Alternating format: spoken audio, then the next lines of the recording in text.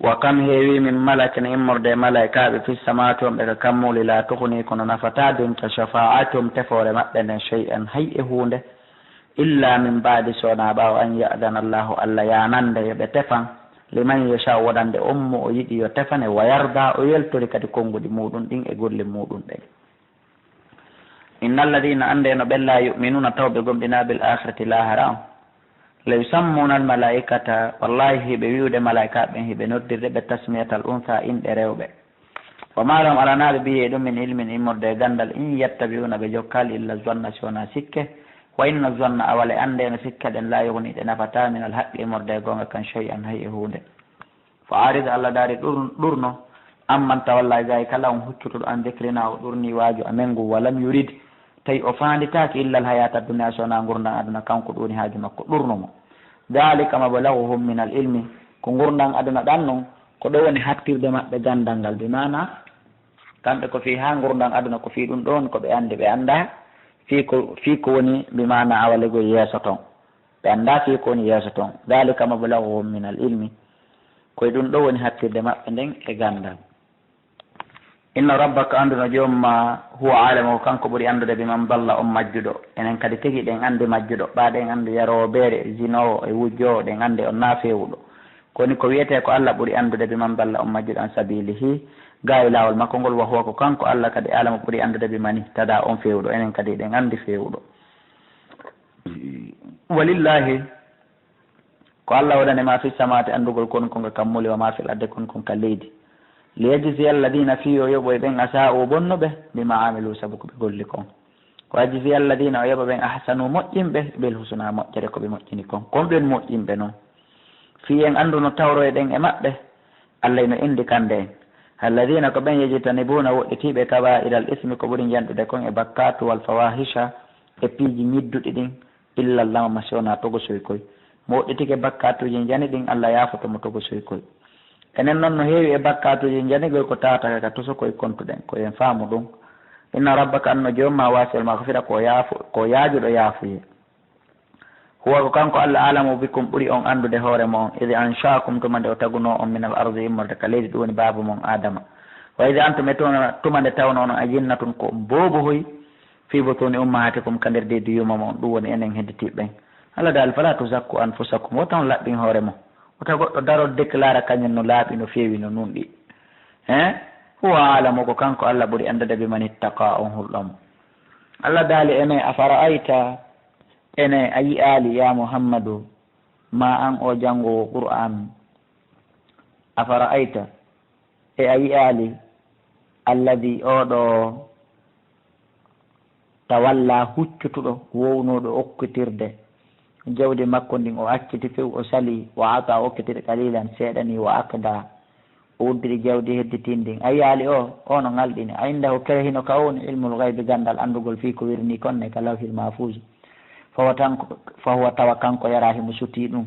bimana himo suti o lanni hendade aljanna on kala ko o huwi o ajippike fi uthman bun affan sayyidina usman wa kana kathirun nafaqa wasadaqa ala ashabi nabii falaqiyahu abdullah bun mas'udi bun ubay saraha bun abi saraha faqala lahu araka tunfiqu ala haula'i malan kathiran fa akhafu an tabqa bila shay'in faqala uthman li khataya wa dhunubin kathirin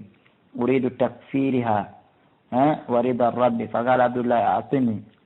zimama naqatika ahmilu anka ma yakunu alayka min ad-dunubi wal khataya fi ad-dunya wal akhirah fa ataahu zimama naqatahu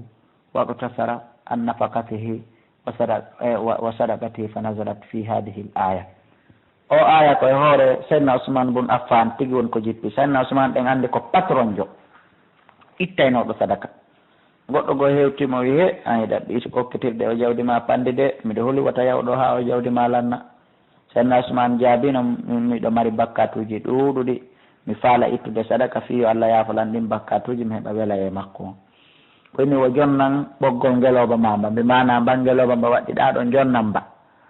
min haray joni mi fawtanike ma e bakkatuji ma aduna ɗin fo joni haray allah yafatoma safidirke saabu ɗum ɓaawo jonnimo ngelomban hande kadi o raɓɓinɗinori ni e hokkitirgol ngol o hooli joni bakkatuji makko ɗi gasi e ko nanditata e ɗum ɗon Allah jippini o aya. Allah daali am lam yunabba ka o humpitaka nabi ma fi suufi Musa ko windi kon kaɗiri li annabi Musa o Ibrahima annabi Ibrahima alladi o wappa hunnuɗo ahadi ndi hunni ko nela kon fo muɗum timmin kiri o yiyaali ɗum woni ne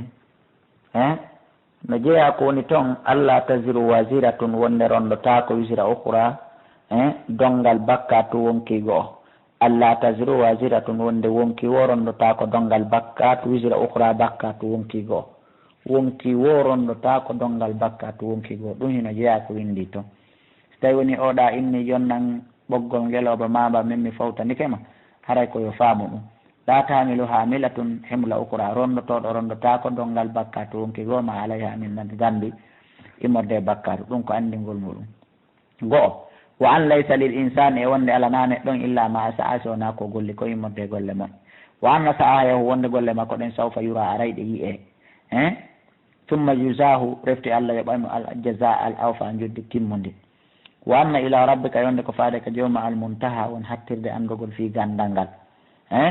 wa annahu e wonde no kanko Allah huwa adhaka kanko jalinta goɗɗo sabu naadugol mo aljanna ma teddingol mo ko aduna wa buka ko kanko wullinta goɗɗo sabu naadugol mo yiite ma hoynugol mo ko aduna ɗo yo Allah dandu en wa annahu no kanko Allah huwa amata ko kanko ni warata yimɓe ɓen ko aduna ɗo wa ahaya kanko wurintoyta yimɓe ɓen kadi ka immutal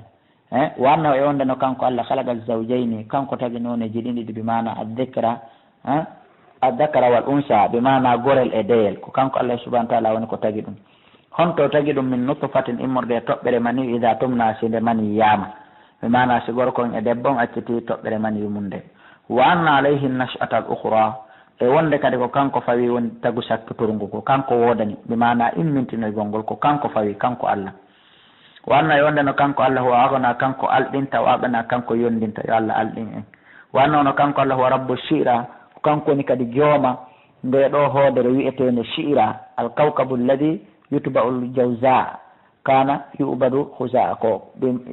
ya'buduhu khuza'a bi mana ko to hoodere janɗude jalbude ni tawnogo gorol wi'etengol khuza'a ngol ko nde rewata ko kanko Allah jeyi nden hande rewete ko jeeya rew jeyɗo on ko ɗum ɗon ɓuri wa annahu no kanko Allah ahlaka o halki adan aadin koɓɓen al ula ka aranu wa samuda e samudan koɓɓen fama aboka ɓen kadi heddanoki wa qawma nuhin e yimɓe annabi nuɓe min qabil ko neewi ɓen kadi o halkinoɓe innamo no kamɓe kanuɓe laatike hum azulama ko kamɓe ɓuri tuñude watuha ko kamɓe ɓuri bewde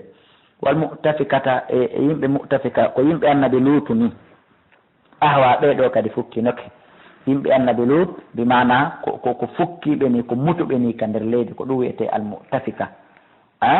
fa gashaha suddi saare maɓɓe nen ma gasha konko suddi nde ɗum woni saare yimɓe annabi lutu ɓe kadi ayi ala'i rabbika kon o nemaji joni maɗa ɗen tatamara woni ko sikkitotoɗa hay hunde a duwaka sikkitade haga nde ɓuranare nadirun ko nde waaju minan nudur immorde waajuji alula adetiɗi ko neeɓi a teddungal mon musidɓe julɓe azifatil azifatu ɓattingal ngal ɓattike o andi dargal ngal lawno ɓattino nafere manini awa ngal ɓeydi ɓattade ila noon nde ɓuranare jippina o azifatil azifa ko duuɓi wulure e 154 e lebbi 6 e balɗe hella 6 kadi woni ko wonɗen ɗo koyen wat e afwan e hella balɗe 13 ka wonɗen ɗo laysa laha alanangal ɓattingal ɗum woni ngal dargal min dunillah koyen Allah kasifat wawɗu huncude ngal itta ɗulle huncatangal o itta afa min hadal hadithi e ko immorde nde yewtere ɗum woni nde ɓuranare ta ajabuna onon wonɗon hawade ngal ɗon o tado hakuna hiɗon jala wala tabukuna on ala wullude wantum onon samiduna hiɗon jooɗi hiɗon hiira hiɗon fija hiɗon jala hiɗon akka ndaganno hiɗon welsidi e ko wiyete ko gomɗinal fasjudu lillahi sujjane Allah juulane Allah wabudu rewon mos tawi woni on jaaɓi Allah waɗen juulanoɓe Allah suratul qamar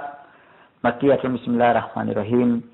ngol ɗo kadi fi lewru ndu hino janta nder ga ko ɗum ngol wiira qamar Allah daali on andi o wino en ka suratu hajji to iqtaraba linnasi hisabuhum ɓattanike tagore nden hasbegol maɓɓe o addi ɗo kadi o yewtiɗin mum fi en ɓeydi wattude yiile mum moƴƴa wayi wasi en yejjitay ko ɗum waɗi siɗen wolude ko woluɗe wo ko ari ka hunduko wo hiɗen huwde ko welata en wo o daali iqtarabati saa koni ngal darngal ɓattike suɓe ko wowlon suɓe ko huwon heebile wan shaqqal kamaru lewru ndu seekiki seekagol ndu lewru no mari qissa no mari histoire kuffar Quraysh woni ko mooɓi ka nelaaɗo Allah sallallahu alaihi wasallam woyo nelaaɗo Allah on addamɓe maande hollunde wonde manna kanko nelaaɗo ko o nelaaɗo on sumate ndu lewru seeki pecce ɗiɗi filqatun min duni jabalin wa filqatun min khalfi jabalin ndeya feccere woni ka gaɗa fello ga ndeya feccere woni ka gaɗa fellu to e riwaya goo lewru ndun fecci pecce ɗiɗi feccere kala woni e hoore fello goo no arden ala kulli haalin lewru ndu ndu feccino fewndo ne laaɗo pecce ɗiɗi kono ɗum waɗali yoɓe gomɗi Allah daali wa in yaraw hay si ɓe yi aya tan maande sifa seekagol ndu lewru ɓe yiiri gite maɓɓe ɗe wona koyɗol wona filmu Allah daali uridu ɓe ɗurnoto waya ɓuuluɓe enna sihirum ko mbila yaagal mustamirrum ndumingal ngal ni mbila yaagal Muhammadu wo ngal ngal ko ngal kadi woni ko utilisé e hoore men ɗo hannde wa kaddabu ɓe fenni few maande nden ɓe wi lewru ndun seekaki ko fenande wo kamɓe ko gite maɓɓe ɗen mbilɗa watta bawo ɓe jokki ahawa hum ko welata ɓe kon kono mi yeetoto on wa kullu amri no waɗani kala fiyaka mustaqirrun ñiiɓirde o yi ko kon feƴƴude lagine ɗo hannde on yi ko kon feƴƴude o aduna ɗo hannde on yi ko kon feƴƴude ɗi quartier ji men e ɗi koɗoli men ɗum ne wari haa ka yahata daro haa ka hattata laamiɓe ɓen laamu maɓɓe ngun no woodi haa ka yahata wawɓe ɓen no woodi haa ka mbawdi maɓɓe ndi yahata marɓe ɓen no woodi haa ka marande maɓɓe nde yahata bonɓe ɓen no woodi haa ka bonki maɓɓe kin duumoto hattay li kulli amrin mustaqir wa kullu amrin mustaqir kala fiyake no wodani ɓe ñiiɓirde kande hatta wala gadi jaahum gom ɗi ariɓe minal ambiya immorde annabaɓe ma fi ko woni e nder muɗum musdajarun waajuji ñaaɗay ɗi keeranayi ɗi hikma baaligatun yottotoɗo kono fama tokonin noduru waajuji ɗin nafaali e ɓe nani fata walla anum huccutu pottitoɗa takko maɓɓe yawma yadu udda e ñande noddowo on noddoyta ɓe notoyto nden ñande ila shay'in faade hunde nokkurin añininde notagol kono tawa feere ala ko beende notoy hoshan a tawa hino partini abiswaruhum gite maɓɓe ɗen yahrujuna hiɓe yalta min al ajdati ɓe weka kabruji maɓɓe ka annama sikka ɓe jaradum koɓe kanuji muntashirun sakitiɗi muhtiina are ɓe ŋaɗɗini hiɓe hittina muhtiina hiɓe yacco yaha ila dayi faade noddandu duɓe noddandu a sikka yahugol toon no weltiniɓe hara ko ɓay feere ala ko laa iwaja lahu ko selirgal ala nandu woni bi ma'ana yaqulu lkafiruna heeferaɓe ɓen inna nden ñande haada ndo ñalande ɗo yawmum ko ñalande asirun sattunde tawa ko noon wonirile ñalande nde reneteɗa hiɗa haɓɓe liɓe e nder yite jahannama ñalande sattunde hewtitinde nden ɗon ala yo Allah dandu en kaddabat fenni qablam ko adiɓe gawmu nuhin yimɓe annabi nuhu ɓen fa kaddabuɓe fenni abdana jeyaɗo amen o waqalu ɓe wi wo muhammadu majununum wo annabi nuhu majunun ko feetuɗo wasi tujire yaɓe kambani mo ɓe ñaaɗanimo on sayi ɓaɓe kambi fadaa rabbahu o noddi joomi makko o tori joomi makko o wi anni min allah mahlubu mi foolama fantasir wallanno duuɓi 190 joomi ɗo yettinde ɓe jaɓali hande noon ɓe keranilan woɓe warayla allah o wi nokko goo wanadana nuhun fala ni'mal mujibun nokko goo allah daali wo nuhu noddime wo moƴƴi komin jaabimo ɗo allah no addude tun golle ɗen allah daali fa fatahana min udditi abwaba samai dambuɗe kammuli ɗin fop bima e ndiyam mum hamiri no wanjotoɗam pompiji ɗin fof udditano wacca waccanno no kammu ngun wawiri wa fajjarna al arda min pulliti leydi ndin kadi o yunan canɗi ɗum kadi no pullito hayka ndiyam wowa pullitade fof hino pullito faltaɗal ma o ndi e ɗen ɗiɗi fottu iwɗan ɗan ka leydi e iwruɗan ɗan ka kammu ala amurin e dow fiyake kadi ɓudira tawnoɗe gon ɗi eɓɓama wa amalnahu mi rondimo kanko nuhu ala dati alwahin e dow laana joomiraka pecce wa dusurin e pempe jane ɓe mana pempe ko fanda ɗo kon ko pontin ɓe mana pontinje jane e pempe jane e madriyeje jane ɓissa laana kan ɗon andi en addino ɓissa makka on e darsuji feƴƴunoɗi ɗin kala tawɗo hino humpa o heɓal feere yiltitagol dow ton yo noddu ka numéro ji 60 60 53 09 même numéro e réseau ji ɗin fopp muɗum si wona reba en wawa humpodirde ɗon arabire ko heddi kon allah daali tajiri laana kan hino doga hika ila bi ayunina e guite amen jasan ɗum ɗo ko joddino men dandi komin dandi nuhu ɗo kon ɗum ɗo ko joddili man kana kala laatiɗo ko fira o yeddama walagat taraknaha gomɗi men accila nakan ayatan mande fal min muddakirin taw sino woodi waajitotoɗo fa kayfa kana konno laatorno adabi lette ande wannudur e waaju angum e maɓɓe ɓe halkino walagat yassarna gomɗi men newini alqur'ana qur'ana ara nden liddicri wonande waaju ngum fa hal min muddakirin taw sino woodi waajitotoɗo kaddabat fenni aadun aadin koɓɓen kadi fa kayfa kana konno laatorno adabi lette ande wannudur e waaju angum inna menen arsalna men nelno alayhim min wurtuno e maɓɓe rihan henndu sarsaral ngar bi mana tiiɗundu wifugol ɓissamayru feƴƴi ha ronki ɓuuɓundu awlegol fi yawmi nahsin e nder ñalaaɗi ɓaleeji mustamirrin duumiiɗi wona noon ko wi'eten ɗo ko ñalaande kaari no ɓawli ñalaande kaari no rawni wona ɗum woni ko faanda ɗo ko ɓay woni ko ɗen ñalaaɗe ɗon lette ɗen jippi e maɓɓe ko ɗum waɗi sarla wiiri kamɓe ko ñalɗi ɓaleeji maɓɓe yanzi unnasa hendu ndun hino ɓora yimɓe tanzi unnasa hindu ɓora yimɓe ɓen kannama sikkayɓe ajasu nahlin koɓe julle tamaro mum ɗayrin irtiɗe fa kayfa kana konno laaturi adabi lette anɗe wannudur e waaju angu wala kadi yassarna alqur'ana gomɗi men newini alqur'ana ara ndelli dicri wonande waaju ngun fa hal min muddakirin taw sino woodi waajitatoɓe naam woodi waajitatoɓe kadabat fenni samudu yimɓe annabi salihu ɓen kadi binnuduri waaju ngun fa qaali ɓenni ene abasharan e ko neɗɗo goto minna jeeyaɓe men wahidan goto pet nattabi jokketemo en fo ko aaden goto enen ɗo fof jokketen inna enen idan on tuma la fi dalalin hara en woni e nder majjere wo suurin e feetere senen ɗo fof en jokki aaden goto koko fena taw wiya ko nelaaɗo awul ɓiya dicru alayhi kere waaji jippoto e hoore o min baynina hakkunde men enen ɗo fof siko jawdi hiɗen ɓuurimo siko laamu hiɗen ɓuurimo siko duuɓi hiɗen ɓuurimo ɓays koni huwa o kaddabon ko fenowo ashirun yimowo allah dalika jabanagol salihu sa yalamuna aray ɓe anda gadan janggo manil kaddabu kon boni fenowo al ashiru yimowo hinna menen mursilun naqati min wurti ngeloba mban e maɓɓe mbamba ngeloba mbaɓe landi kadi yo yaltine woyum salihu yalti ngeloba mban ka fetere so tawi koɓe hoolo ko onelaɗo allah yaltini mba wonti jarrabuye e hoore maɓɓe fitnatan lahum ka jarrabuye wonande ɓe salihu fartaqibuhum habbitoɓe koɓe halkotoɓe wastabir tabita e dina kam wanabbim humpitaɓe andinaɓe annal ma ano ndiyan ɗan ka ɓundu maɓɓe ka cangol maɓɓe ila ɗo ismatun ɗan sendama baynam hakkude maɓɓe ngeloɓe mban yara hande ɓe jooga janggo kullu shirbin kala jaram mum ɗan kala tuuru mum o muhtadarum ko tawaɗu ñallal ngal peetu kañum tun ñallal ngal peetu ñande ngeloɓe mban yarata ko kamba tun jeey cangol ngol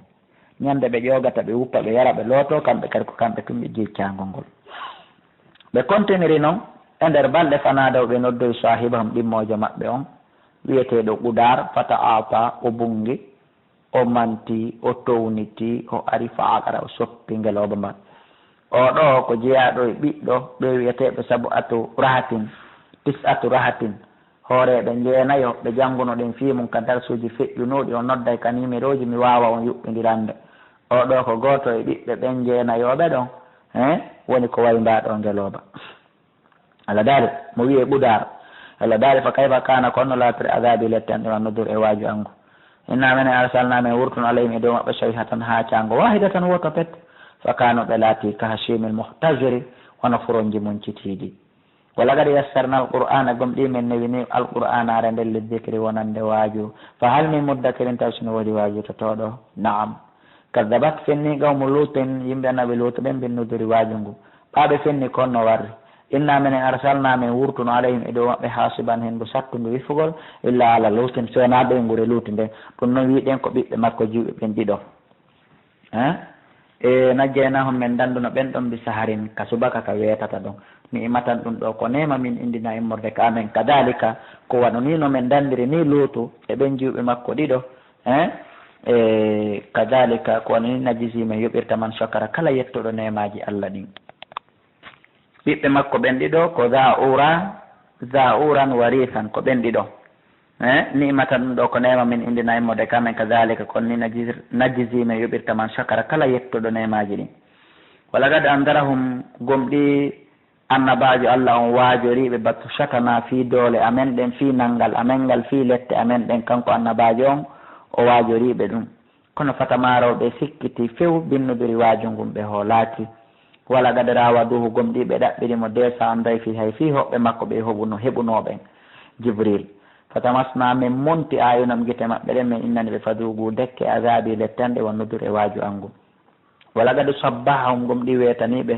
bukuratan bimbi adabun lettejo bimbi lette mustaqirrun ɓe lette mo bimbi mo lette mo ñiiɓi kadi ɓay lette ɗen iwano e hoore maɓɓe ha ɓe maayi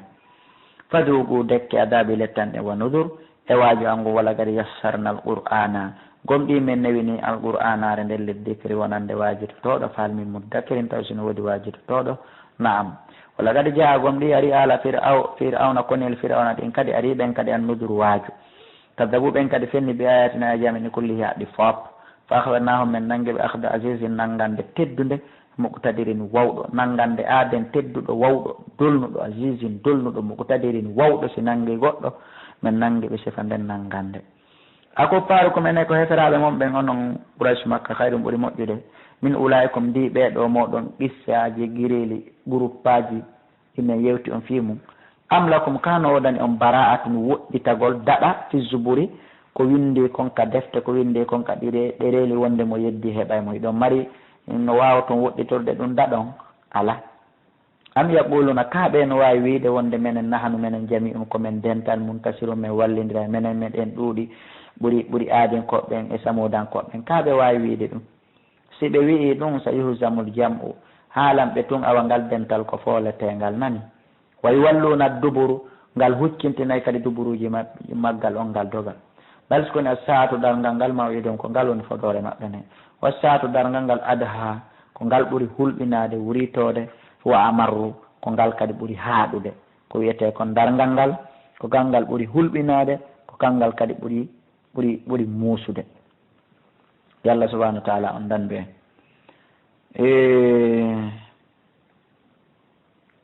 inal mujrimina ande no bandiɓɓen fi dalalin ɓe woni e nder majjere wa su'urin e feetere e hamɓere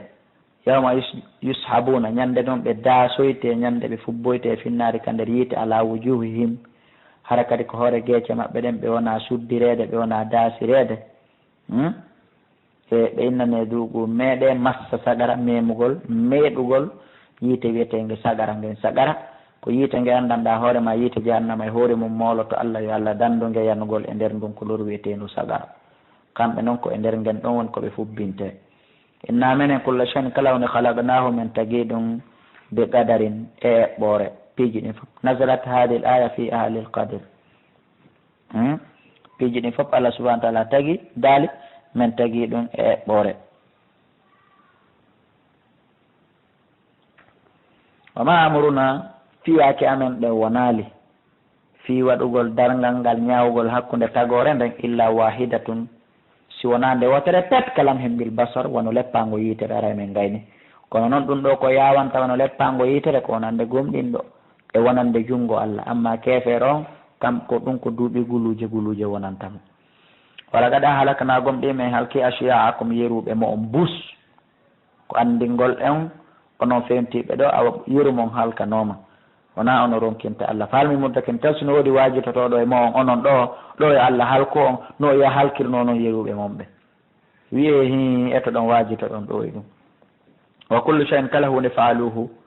ɓe windi ɗum ɓe huwi ɗum fi zuburi ka nder ɗereli ɓe mana kala ko golluɗon e kala ko wowluɗon Allah subahana wa taala yamiri windo e makko ɓen malaika e makko ɓen woɓe windi ɗum fof muɗum e wa kullu shay'in e kala piiji bonɗi ɗin faaluhu ɓe huwi ɗum fi zuburi ka nder ɗereli maɓɓe